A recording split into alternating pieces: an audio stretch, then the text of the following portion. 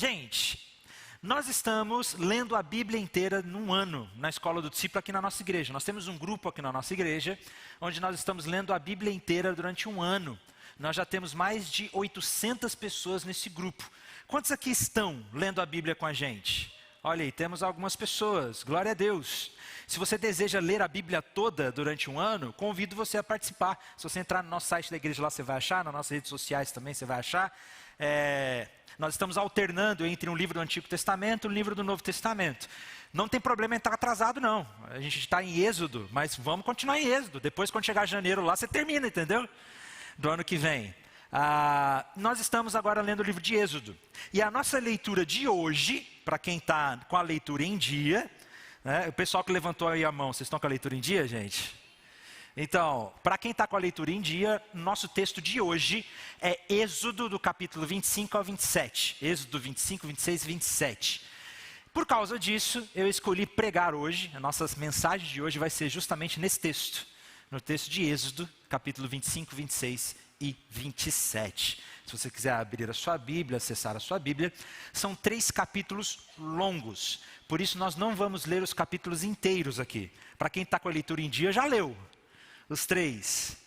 Mas se você ainda não leu, chegue em casa depois e leia esses 3 capítulos, que é um texto muito grande. Se nós fôssemos ler tudo aqui, ia tomar um bom tempo. Por isso eu não vou ler completo. Nós vamos ler alguns versículos. Esse texto é um texto de quando Deus pede para o povo construir um tabernáculo, quando eles estavam no deserto. E o título da nossa mensagem hoje é De Volta ao Éden. E aí fica a pergunta, o que o tabernáculo tem a ver com o Jardim do Éden? É isso que nós vamos ver no texto de hoje. Mas antes, eu gostaria de orar mais uma vez. Feche seus olhos. Senhor, nós estamos aqui para ouvir a Tua palavra. Não nos permita, Deus, ouvir nada mais do que a Tua palavra. Não me permita dizer nada além da Tua palavra. Porque se não for a Tua palavra, eu não tenho nada a dizer. Que o Senhor encha nossos corações e se revele a nós nesta noite, em nome de Jesus. Amém. Amém. Você é mais do estilo aventureiro ou caseiro? Você gosta mais de aventura ou de ficar em casa? Né? Quem é que é do lar, se não gosta de casa, gosta de ficar em casa? Olha, tem gente que não gosta de aventura, não. Quem é aventureiro aqui? Eu também gosto de uma aventura, gente. Eu cresci no meio do mato, eu cresci no interior de Minas. Então eu amo cachoeira, fazer trilha, subir montanha, acampamento rústico mesmo, ficar com barraca. Eu gosto de uma aventura. Eu já tive a oportunidade de subir o Pico da Bandeira, que é o 3º pico mais alto do Brasil, 5 vezes, lá em Minas Gerais. Então eu gosto bastante de uma aventura, de viajar, de sair. Mas cá entre nós, quando a gente viaja, sai para uma aventura, também não tem nada melhor do que voltar para casa. Não é bom chegar em casa? Quando a gente sai por muito tempo, dá uma saudade de casa. A última viagem que nós fizemos em família, eu e minha esposa, foi maravilhosa, né? Mas nos últimos 2 dias de viagem ela começou a passar mal, ela teve uma infecção urinária. E aí, como a gente queria chegar em casa? Porque quando a gente está assim, né? Poxa, que saudade de casa. É ruim ficar doente longe. Graças a Deus conseguimos aproveitar bem a viagem. Ela ficou doente só nos 2 últimos dias. Mas é bom chegar em casa. A gente gosta de casa, de lar. Só que além da nossa casa física, nós temos um desejo, todo ser humano tem um desejo por um lar, mas um verdadeiro lar. Parece que nós temos uma sensação de que a gente está fora de casa, de que nós estamos deslocados, de que nada nos satisfaz. Nada nos satisfaz. O C.S. Lewis fala sobre isso, a gente pode ter tudo, a gente pode ter uma mansão, uma casa completa, mas ainda fica um desejo no nosso coração de que a gente não está em casa. De que falta o lar, nós não estamos em casa. Sabe por que isso acontece com todas as pessoas? Aquelas pessoas que gostam do lar, querem preparar o lar da melhor maneira possível, mas ainda fica uma sensação de que não é o verdadeiro lar. As pessoas que são aventureiras, no fundo, estão buscando alguma experiência de lar, de pertencimento, de significado, de propósito, de vida plena. E isso é real. É real porque, na verdade, um dia, no passado, nós tivemos um lar. Nós já vivemos num verdadeiro lar. O problema é que a gente se perdeu dele, do nosso verdadeiro lar. O C.S. Lewis, ele vai dizer que se não existe, se não existe nada no mundo capaz de satisfazer o meu coração, isso significa que eu fui feito para outro lugar. Eu fui feito para outro lugar. E enquanto eu não estiver nesse lugar, parece que eu vou estar fora de casa. Porque nós já vivemos num lar. Nós já tivemos um lar onde Deus habitou conosco plenamente. Era o Jardim do Éden. O Éden. Quando Deus criou o ser humano, a sua imagem, a sua semelhança, Ele os colocou no jardim. Nesse jardim tinha uma árvore da vida. E ali Deus habitava plenamente com o ser humano. Havia comunhão, plenitude, satisfação, propósito, significado. Nós estávamos em casa, a nossa verdadeira casa. O problema é que por causa da nossa rebelião contra Deus, o nosso pecado, e não foi só Adão e Eva que pecaram não, todo mundo aqui, todos nós nos rebelamos contra o Senhor, por causa do nosso pecado, da nossa rebelião, de nós dizermos, eu não preciso ser Deus, eu posso ser Deus de mim mesmo. Quando a serpente ofereceu o fruto proibido, ela disse, olha, se você comer desse fruto, você será como Deus. Foi isso, nosso desejo de ser Deus, nosso desejo de não precisar de Deus. E aí nós nos rebelamos contra o Senhor. E quando nós nos rebelamos contra o Senhor, o que aconteceu? Nós fomos expulsos de casa. Nós somos expulsos do nosso verdadeiro lar. Nós vemos esse texto lá em Gênesis, no capítulo 3. Quando diz que por isso o quê? Por causa do pecado. Por isso o Senhor Deus o lançou fora do jardim do Éden, para cultivar a terra da qual havia sido tomado. E depois de lançar fora o homem, Deus colocou querubins a leste do jardim do Éden, e uma espada flamejante que se movia em todas as direções, para guardar o caminho da árvore da vida. Nós somos expulsos de casa, nós somos expulsos do Éden, nós não temos mais lar, nós estamos fora do lar. E por causa disso nós estamos vagando, longe de Deus. E Deus colocou aqui, diz que um querubim para proteger a saída, para proteger a entrada, na verdade, a leste do jardim. Isso é interessante, nós vamos ver um pouco mais sobre isso. Então guarde essa informação, um querubim a leste do jardim. E desde então nós estamos vagando, longe de casa. Mas o próprio Deus prometeu trazer o seu povo de volta ao lar. Deus prometeu trazer o seu povo de volta ao Éden, de volta ao jardim. E quando fala de volta ao Éden, é que Deus habitará com o seu povo outra vez. Nós teremos presença de Deus outra vez, eternamente, para sempre. Deus prometeu, Ele começa então um projeto. E todo o Antigo Testamento é esse grande projeto de Deus trazendo o seu povo de volta para casa. De Deus trazendo o seu povo de volta para o Éden. Esse é o grande projeto de Deus, durante toda a Bíblia. E aí Deus chama Abraão, e por meio de Abraão ele disse, olha, eu escolho você, e por meio de você e toda a sua família, todas as famílias da terra serão abençoadas. Deus começa um projeto de trazer o povo de volta ao lar. Eles vão para o Egito, ficam como escravos no Egito por 400 anos. Deus então levanta Moisés e faz uma promessa, eu vou tirar o meu povo daqui e vou levar eles de volta para casa. Eu vou levar meu povo de volta para casa. E por meio de Moisés, Deus liberta milagrosamente do Egito, e eles começam uma jornada para uma nova casa, a terra prometida. É um novo lar. Mas esse lar ainda não é o verdadeiro lar. Esse lar ainda não é o Éden. Esse lar ainda não é o lar do qual nós fomos expulsos. É um lar provisório. Deus está conduzindo o seu povo para uma nova casa. Mas no meio desse caminho, eles saem do Egito, atravessam o Mar Vermelho, eles caminham por cerca de 3 meses, está lá em Êxodo, quem está na leitura de Êxodo lembra, né? Lá por meio de 3 meses eles chegam até o Monte Sinai. Ali no Monte Sinai eles têm uma experiência com Deus. Deus dá os 10 mandamentos, as tábuas da lei. E aí Deus pede para que o povo construa um tabernáculo. E o que isso significa? O que é esse tabernáculo? Está em Êxodo, no capítulo 25, no versículo 8. Deus diz o seguinte, e farão para mim um santuário, um tabernáculo, para que eu possa habitar no meio deles, segundo tudo que eu mostrar a você como modelo do tabernáculo e como modelos de todos os seus móveis, assim mesmo vocês o farão. Deus pede então para que construam um tabernáculo, um lugar onde ele pudesse habitar com o seu povo, uma tenda, O povo estava no deserto, eles viviam em tendas.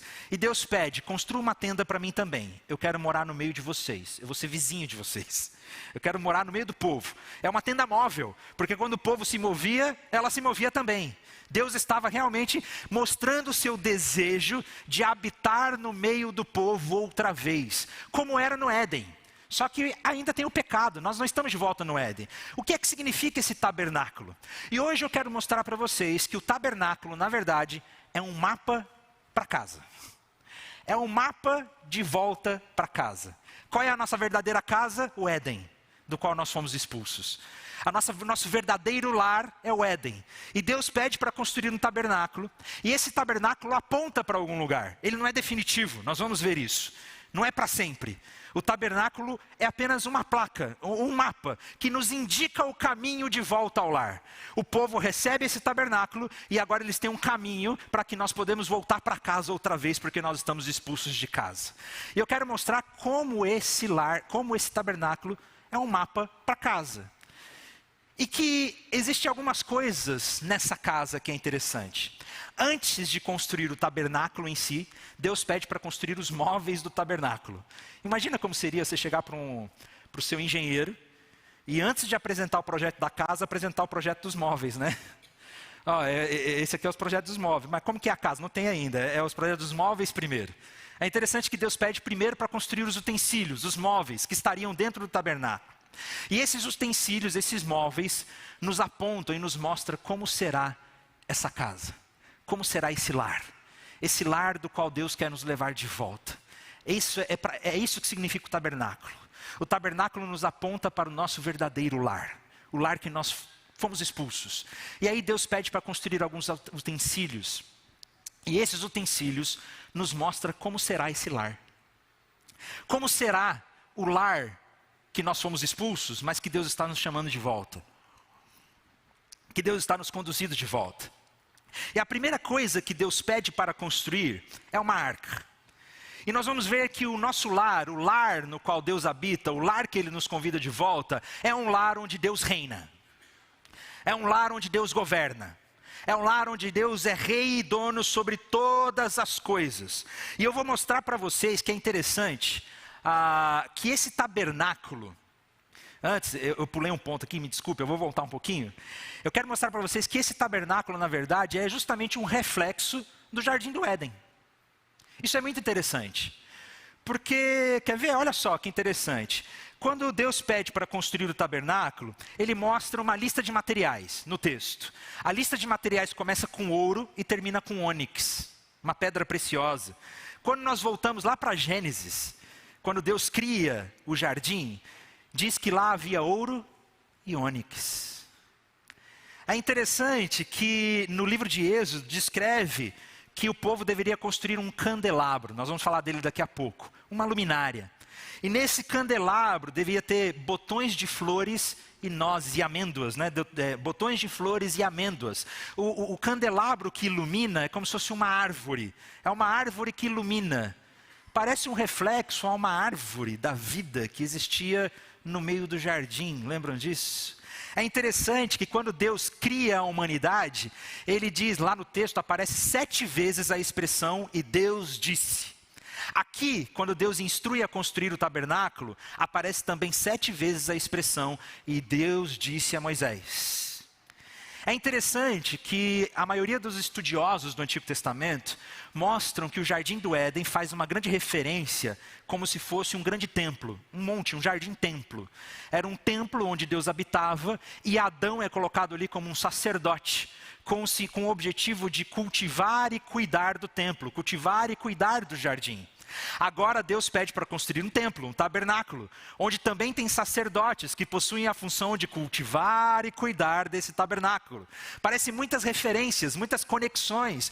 É interessante que no livro de Ezequiel, no capítulo 28, se eu não me engano, Ezequiel 28, o Jardim do Éden é comparado a um monte de Deus, onde ficava o templo. Então nós temos alguns reflexos de que esse tabernáculo que Deus manda construir parece que é um reflexo do Jardim do Éden. Daquele Jardim do Éden que nós nos perdemos. Por isso que eu falo que o tabernáculo é um mapa de volta para casa. é um mapa de volta ao Éden. É um reflexo do que Deus deseja para nós e para onde nós iremos, para onde nós estaremos. E dentro desse lar existem alguns utensílios. E aí nós vemos que dentro desse lar é um lar onde Deus reina. Agora sim nós vamos para o nosso primeiro ponto. Eu tinha pulado aquela parte. Esse lar é um lar onde Deus reina. A primeira coisa que Deus pede para o povo construir é uma arca, uma caixa. Uma caixa de madeira que seria revestida de ouro. A famosa Arca da Aliança. Está lá no versículo 10. Também farão uma arca de madeira de acácia, de 1,10 m de comprimento, 1,10 m, deve ter o quê, né? 1,10 m de comprimento, 66 centímetros de largura e 66 centímetros de altura. Revista a arca de ouro puro, por dentro e por fora, e põe um arremate de ouro ao redor da arca. Mande fundir 4 argolas de ouro, fixe-as nos 4 cantos da arca, 2 argolas num lado dela e 2 argolas do outro lado. Faça também cabos grossos de madeira de acácia e revistas de ouro para carregar a arca. Deus pede para construir uma caixa. E aí tem uma arca. E é interessante que essa arca, ela possui as mesmas medidas que geralmente no mundo antigo eram as medidas de um estrado de um rei. O que é um estrado? Um estrado era um lugar onde, quando um rei sentava sobre seu trono, apoiava os seus pés. Quando ele ia julgar alguém, ele sentava no trono e apoiava os seus pés no estrado. Eu separei 2 imagens egípcias aí para vocês verem. Do Egito, imagens antigas. São imagens que representam faraós sentados no trono, colocando os seus pés sobre os estrados sobre os seus pés. Essa caixa onde eles colocavam os pés. Nós temos 2 imagens. Interessante que nessa imagem aqui, da sua esquerda, nós temos o faraó colocando o pé sobre um estrado, que na verdade representa os seus inimigos ou o seu povo. Ele está pisoteando, está sobre, ele é rei, ele domina sobre essas pessoas. Não sei, quando eu vi essa imagem aqui, sabe qual foi o primeiro texto que eu me lembrei quando eu vi essa imagem? Salmo, capítulo 110, versículo 1. Disse o Senhor, meu Deus, disse Senhor ao meu Senhor: sente-se à minha direita, até que eu ponha os seus inimigos por estrado dos meus pés. Faz sentido o texto agora, né? Até que eu ponha os seus inimigos sobre estrado dos meus pés, que eu seja dono sobre ele. E é interessante que a arca, ela possui as medidas de um estrado. E na própria Bíblia nós vamos ver que a arca realmente representa um estrado. O estrado dos pés de Deus. Olha só que interessante, lá em 1 Crônicas, no capítulo 28, o rei Davi diz o seguinte: o rei Davi se pôs em pé e disse: meus irmãos e meu povo, escutem, eu tive a intenção de edificar um templo, onde pudesse repousar a arca da aliança do Senhor, e para que fosse o estrado dos pés do nosso Deus. Davi está dizendo que a arca é o estrado dos pés do Senhor.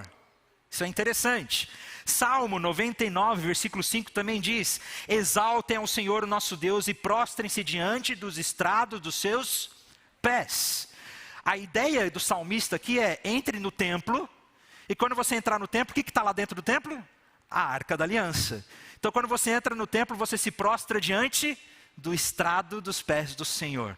Interessante que a arca, ela é mencionada e ela parece representar o estrado dos pés de Deus. O que isso significa? É uma ideia de que Deus está assentado no seu trono e os seus pés estão na Arca da Aliança. A ideia aqui é que essa arca representa justamente o ponto de conexão entre o céu e a terra. É o lugar onde Deus se encontra com Moisés. O próprio texto vai mostrar que é por meio da Arca da Aliança que Deus faz essa conexão com o povo. A ideia é essa. É uma ideia ilustrativa mesmo, para que o povo pudesse entender, dentro da cultura deles. A Arca da Aliança é o estrado dos pés de Deus, ou seja, ela demonstra que Deus é quem governa, reina e manda nesse povo. É isso que significa. E é interessante que o texto vai dizer, lá no versículo 16, o seguinte: olha, você porá na arca o testemunho que eu lhe darei. Nós vemos que Moisés coloca dentro da arca as leis, as 2 cópias das leis. Dos 10 mandamentos. Deus fez 2 cópias, eram 2 pedras, e coloca essas cópias dentro da Arca da Aliança. Naquela cultura, naquele tempo, John Walton fala sobre isso, ele é um especialista em Antigo Testamento e cultura do Oriente Médio. Naquele tempo, quando um rei dominavam uma outra cidade, um outro lugar, e aquela cidade e aquele lugar se tornava o seu vassalo, eles colocavam nos templos, tanto no templo do reinado, tanto no templo do reino que foi dominado, uma cópia das suas leis dentro dos templos. A ideia é que, como Israel não tem rei, Deus é quem reina, as duas cópias foram colocadas num lugar só, e não em lugares separados. Mas a ideia é que a lei é colocada dentro do estrado dos pés, porque os pés do Senhor se apoiam em cima dessa lei, mostrando que Deus é Senhor sobre o povo e o povo é seu vassalo. O povo de Israel é seu súdito. É Deus quem reina, é Deus quem governa, e Ele governa de maneira justa, de acordo com as suas leis e os seus mandamentos. Essa é a ideia da arca. Só que é interessante que além da arca, além da caixa, Deus pede para que construam também uma tampa. E aí a coisa fica muito interessante. Porque a tampa chama atenção. O texto diz o seguinte, olha, no versículo 31 do capítulo 25. Façam também, errei o texto, versículo 23. Façam também, não, eu passei o texto aqui, gente, espera aí. Versículo 17, eu avancei a página aqui sem querer. No iPad eu passei o dedo, a página tinha avançado. Versículo 17. Faça também um propiciatório de ouro puro, de 1,10 m de comprimento e 66 centímetros de largura. E aí ele vai dando as especificações. Esse propiciatório nada mais é do que a tampa para a arca. E aí fala que deveria ter 2 querubins, onde as asas estariam se tocando uma da outra. Isso aqui é uma ilustração, nós não sabemos o formato dos querubins, tá, gente? Tem cultura que parece que ele tem formato de leão, outros tem cultura que parece cabeça de leão, corpo de homem, ou corpo de leão, cabeça de homem. Não dá para saber qual que era realmente o formato dos querubins. A ideia é sim que eles tinham asas, porque o texto descreve. Mas Deus manda construir uma tampa para a arca. Só que essa tampa tem um nome diferente, não é tampa. O nome no hebraico, quando você lê o texto, é literalmente kaporet. O que é kaporet? Ela vem da raiz da palavra hebraico, que significa literalmente misericórdia. Significa literalmente expiação. O texto, na verdade, mostra que é propiciatório, mas é a tampa da misericórdia. É a tampa da expiação. Talvez seja uma referência ao dia de Yom Kippur. Vou falar mais daqui a pouco, que era o dia que o sacerdote entrava lá e aspergia o sangue do cordeiro sacrificado sobre essa tampa. Então a tampa recebia a misericórdia. É a tampa da misericórdia. Ela tem um sentido teológico. E é interessante que Deus fala que se encontrará com o seu povo e se encontrará com Moisés por meio da tampa, entre os querubins. Lembra daquela música? Oh, leva-me à sala do trono, pelo justo...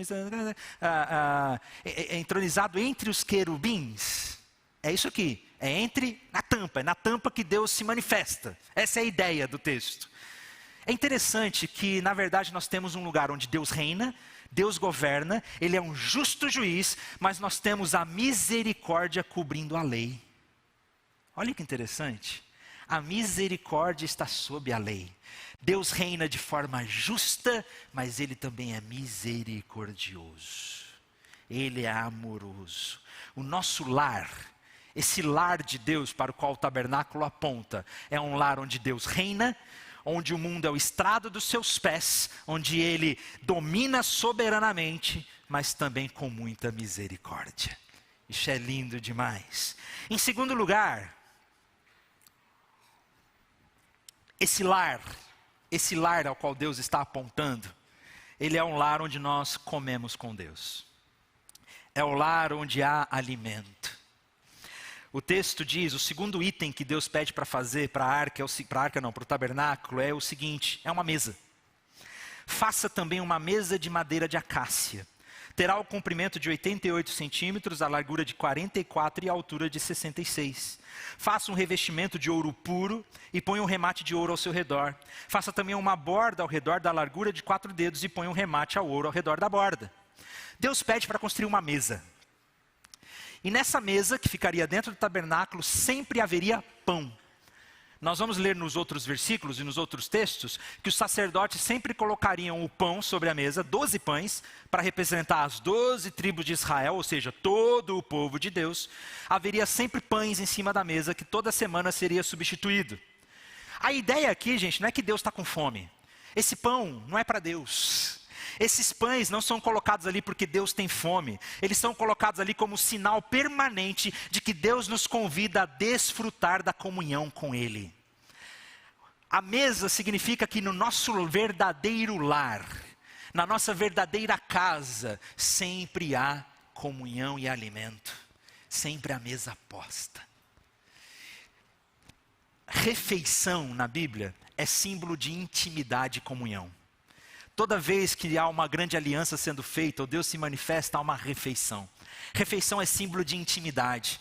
Quando você convida o seu melhor amigo para ir na sua casa, geralmente você convida para quê? Para comer. É um jantar. A mesa posta é um símbolo de intimidade, comunhão, de alimento. E quando Deus pede para que construa uma mesa, para que coloque pães, é Ele dizendo que na casa, nesse lar, nesse verdadeiro lar, sempre há comida e mesa posta. Existe comunhão, existe plenitude, existe satisfação, existe intimidade com o Pai. E os pães sempre estariam ali e nunca faltariam. Toda semana eram substituídos. Essa é a ideia. Nunca falta pão no nosso verdadeiro lar. Nunca falta pão no nosso verdadeiro lar. A terceira peça que Deus pede para construir é um candelabro.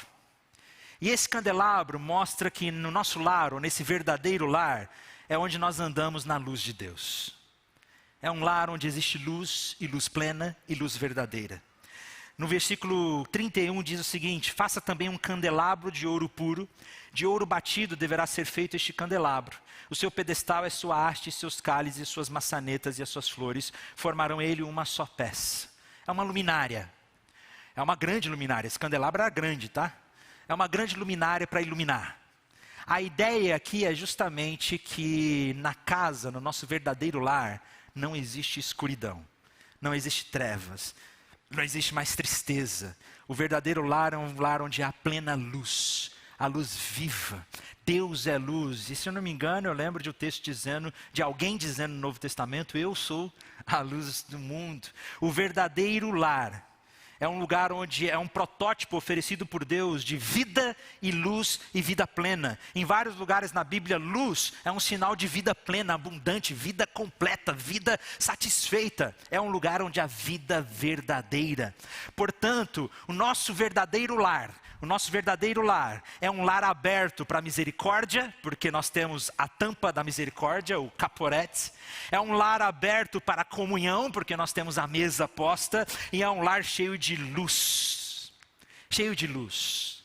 Essas são placas de indicação de como é o nosso verdadeiro lar e para onde o nosso verdadeiro lar é. O tabernáculo é literalmente a demonstração ou um mapa de volta para casa. Mas existe um problema. Existe um problema. Eu vou pular o slide agora, tá? Vou falar depois. Só avisando o pessoal da produção. O problema é que quando nós olhamos para esse mapa para casa, como é que eu volto para casa? Vou pegar o meu mapa aqui. Quando eu olho para esse mapa, eu vejo que o caminho está bloqueado.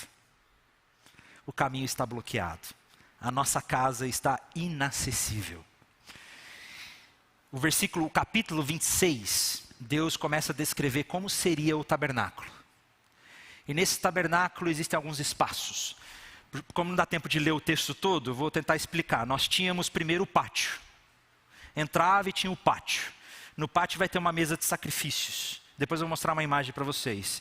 Depois nós entrávamos no primeiro espaço, que é o lugar santo. E depois tinha um outro lugar chamado de Santo dos Santos. Por isso que naquela música fala: me leva não apenas no santo, ou não apenas no átrio ou no santo lugar, mas eu quero te entronizar entre os querubins. Ou seja, eu não quero estar no átrio, eu não quero estar nem no santo, eu quero estar no Santo dos Santos. Só que o problema é que esse caminho está bloqueado. Veja só: faça também um véu de pano azul, púrpura, carmesim e linho fino retorcido. Façam com querubins obras de artista. Pendure esse véu em 4 colunas de madeira de acácia, revestidas de ouro, e os seus colchetes serão de ouro sobre 4 bases de prata. Pendure o véu debaixo dos colchetes e leve para lá. O que é para levar para lá? A arca do testemunho, ou a arca da aliança, para dentro do véu. O véu fará separação entre o lugar santo e o santo dos santos. O problema é que onde Deus se manifesta, onde a presença de Deus é manifestada? Aqui, na tampa da arca, lembra? A presença de Deus, a ligação entre a ligação entre o céu e a terra, o trono de Deus e o estrado dos seus pés é a arca. Só que a arca é colocada dentro do Santo dos Santos. E esse lugar está bloqueado com um véu. E ninguém pode entrar lá. Ninguém. Ninguém mesmo. Apenas o sumo sacerdote podia entrar lá uma vez por ano, depois de fazer um sacrifício. Mas eu vou falar sobre isso daqui a pouco. O nosso caminho para casa está bloqueado. E olha que interessante que o texto diz, o texto diz que no véu deveria ter o quê? Faça com querubins obras de artista. Esse véu está bordado nele querubins. Agora, quem lembra o que é que Deus colocou no jardim do Éden quando nós fomos expulsos? Querubins. Um querubim ficou protegendo a entrada do Éden. E aqui nós temos um véu com querubins bordado nele. A ideia é clara, o querubim ainda está lá.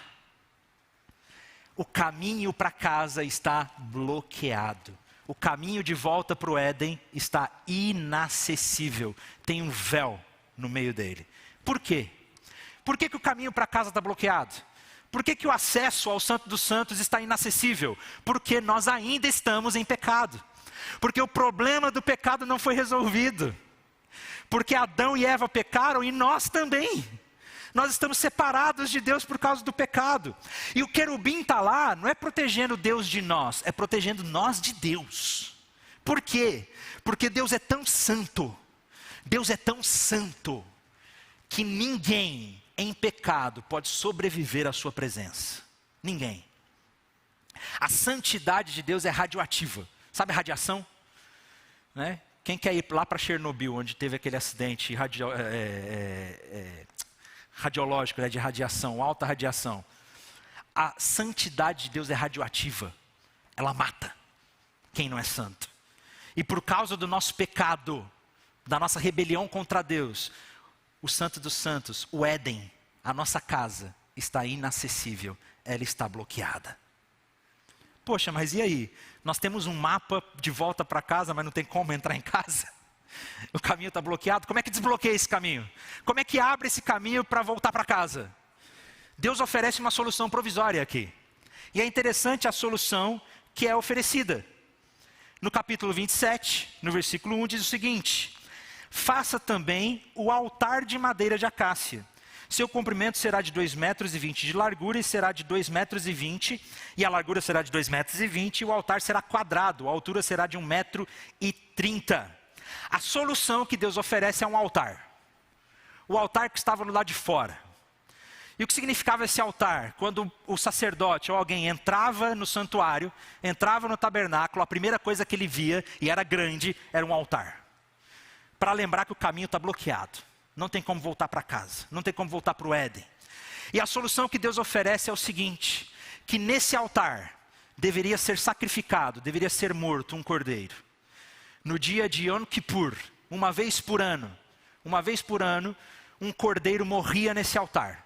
E o sangue do cordeiro era pegado pelo sacerdote, o sumo sacerdote, e apenas nesse dia, somente nesse dia, uma vez por ano, ele podia entrar lá dentro do Santos dos Santos. Ele ultrapassava o véu. Como que ele ultrapassava o véu? Ele estava com o sangue do cordeiro na mão.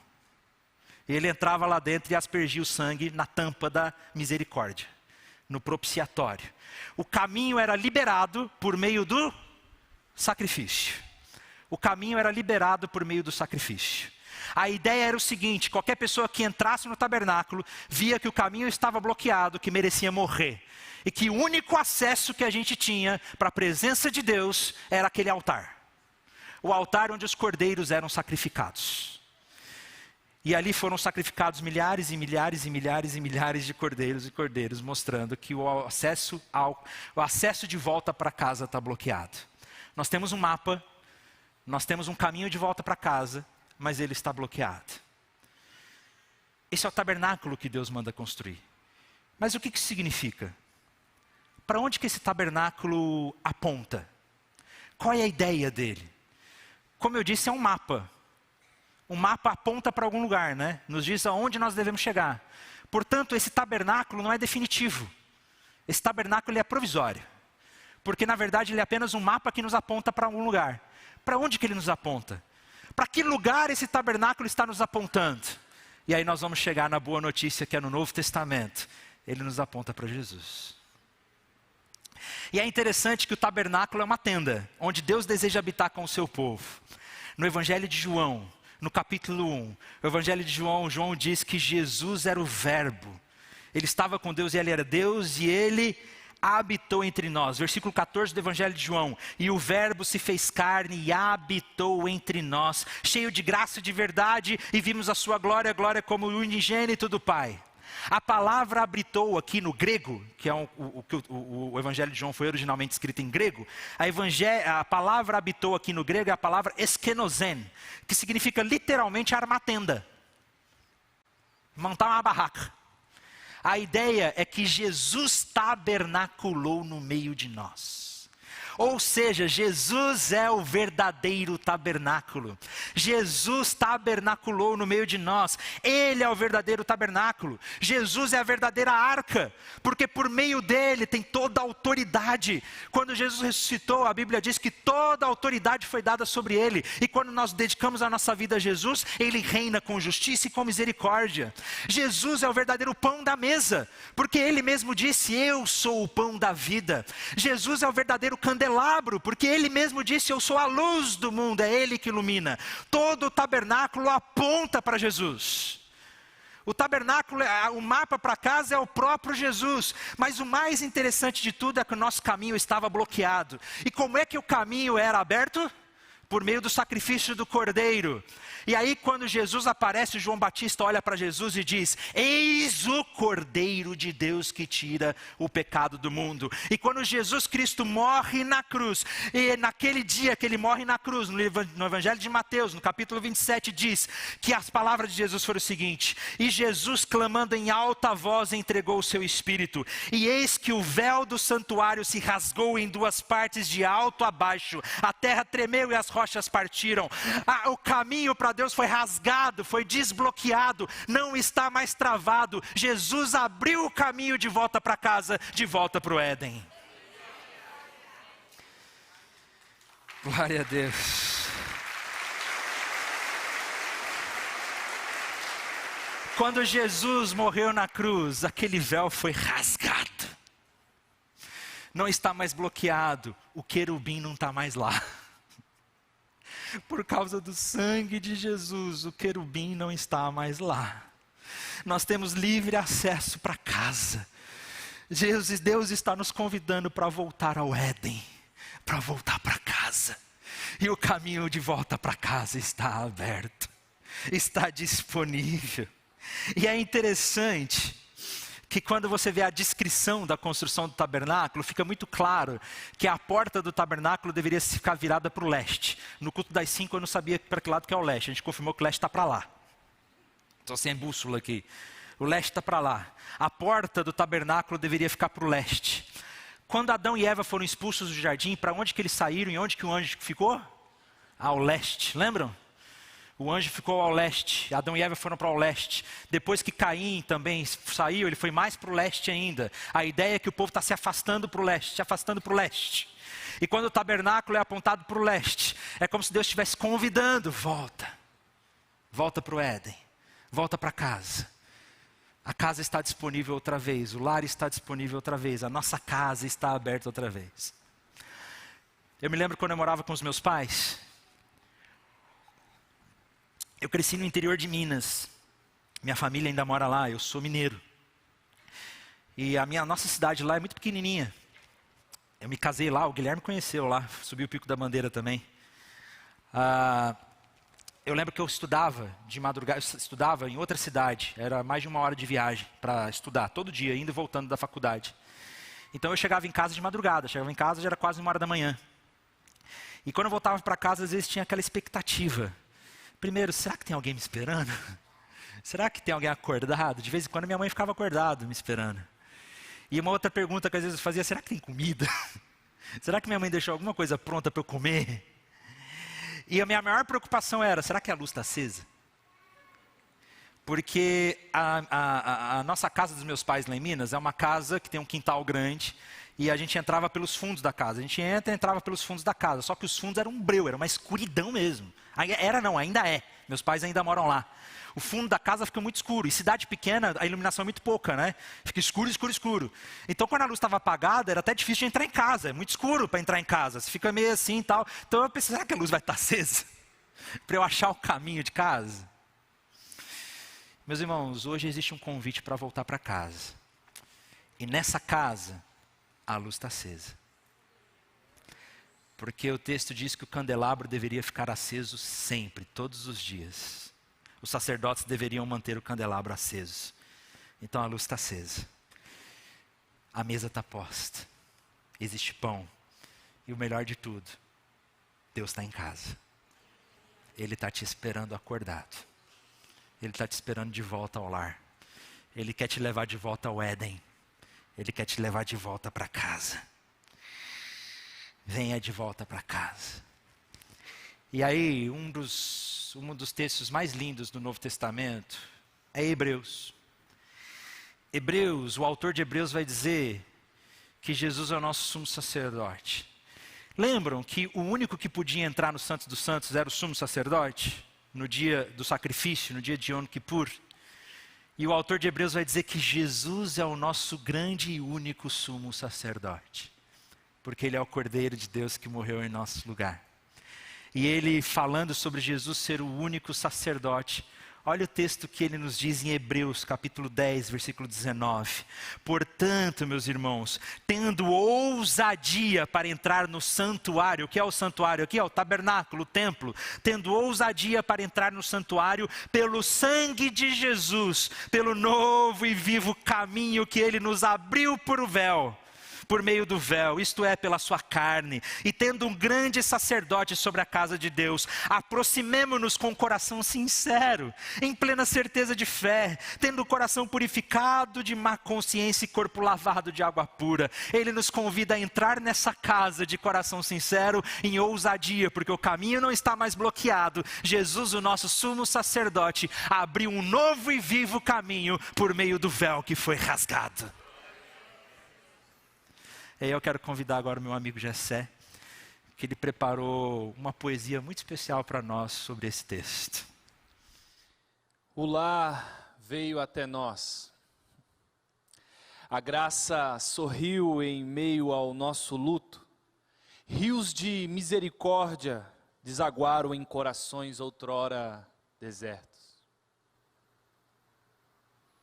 Nossos quartos imundos foram inundados pela sua luz. O lar veio até nós. Sua morada abrigou nossas almas peregrinas. A mesa está posta, igreja.